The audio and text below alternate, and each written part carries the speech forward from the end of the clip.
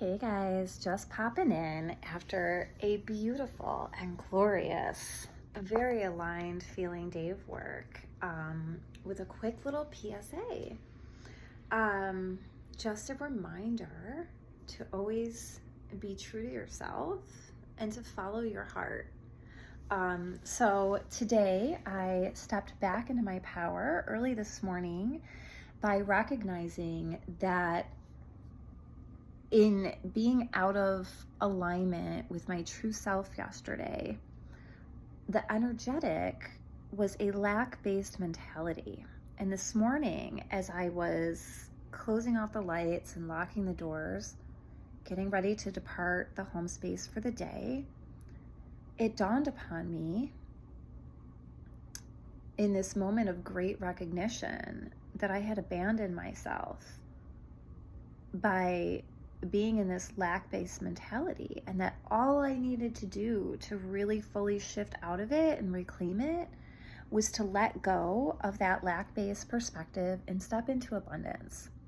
So today I experienced all manner of serendipity and synchronicity and alignment because I recognize that I create my experiences and that I am loved, I am supported, I do have agency and choice and can take, it's like Dr. Seuss. I have feet in my shoes and they'll take me wherever I choose, like literally, okay? And then today, I actually was kind of, not exactly put to the test, but I had somebody kind of question that authority and kind of almost try to surreptitiously come in and make a grab at something that I am striving to attain right now for myself and for my life and for my livelihood. And my passion and my power became even more reawakened and anchored in. And I felt so in my power and so in my authority and so in my confidence. And I advised this other individual that I'm not interested in participating with them in what they were trying to enact. And it was such a beautiful reminder of what the late, great Louise L. Hay would say. And she would say, when a purpose or a path is laid before you, there's always a choice to succumb to the fear or to trust and go with it. Makes me have some happy tears. And so, yeah, I have trusted to go with it. And it's so crazy because as I'm arriving back to my office after stopping home, I hear the music that floats into my mind, which is the soundtrack of life. And it plays Papa Don't Preach. Papa don't preach, I'm in trouble deep. But I made up my mind, I'm keeping my baby. Oh yeah, I'm gonna keep my baby. Oh, ah. Hell yeah, I'm keeping my baby. This practice is my baby and I'm keeping it. And that's what I'm here to do. What are you here to do? What are you here to do? And are you doing it? And are you showing up? Are you letting somebody else thwart you? Are you thwarting yourself? That's the question. That's the question. So if your heart is speaking to you, if you have a purpose, a path, a mission, and you know it, just allow yourself to stay that course. I'm pointing to my nose. Your knower knows. Like, your knower is probably more in here somewhere, okay? And it also is helped by this guy. It also is helped by this guy. It's helped by this guy. It's helped by this guy. It's helped by this guy. We all know this, right? So the imaging faculty, it brings the subconscious ideas forward. We birth them through our sacral. We empower them through our solar.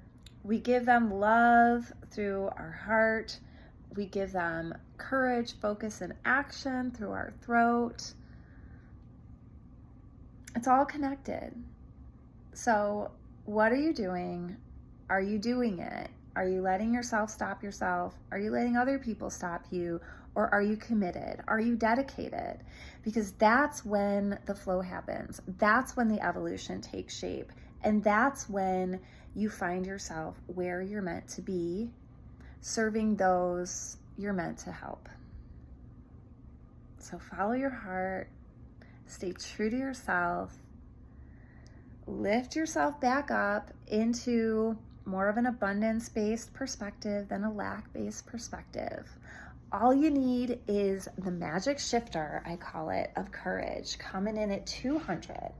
So this right here is the map of consciousness, scale of human emotions, and it's by David R. Hawkins, MD. Down at the bottom, only superseding death at 0 is shame, down at 20. Guilt is at 30, apathy 50, grief 75, fear 100, desire 125, anger 150, pride 175, not the healthy, good pride and dignity pride like hubris pride. And then courage comes in hot at 200. I call it the magic shifter because that's when the associated emotional state is affirmation, I can, I am, and the view of life is feasible, it's possible, it's doable, it's not impossible, it's not lack-based, it's abundance, okay? And so at 200 is where life stops acting upon us as a force and we step into our power. So I am so happy to be back in my power. I want all of you to be in your power. So if you haven't used this tool, I would highly recommend checking it out. The resource I learned of it from first is called Surrender, the Pathway of Letting Go by David Hawkins, MD. David R. Hawkins, MD, I should say. And I do not have a physical copy of the text, or I would flash it your way. But what I do have a physical copy of is the late, great Louise L. Hay's work, where I learned those affirmations. It's called I Can Do It. This book is out of print. I've bought it for a couple of individuals and then decided I better get myself one while I could. And then I also have the CD. Yeah, I know. CDs are antiquated now, but just wanted to pop in with this little PSA about following your heart, being true to yourself, honoring your path, and choosing to trust and go with it. Because it's really easy to succumb to the fear, and it's just not necessary. And when we trust, we can be in our power. We can have courage. And courage is actually one of the 8 C's. So this is in the center of my door, the 8 C's of self: compassion, curiosity, creativity, connectedness, confidence, calm, clarity, and courage. So much love.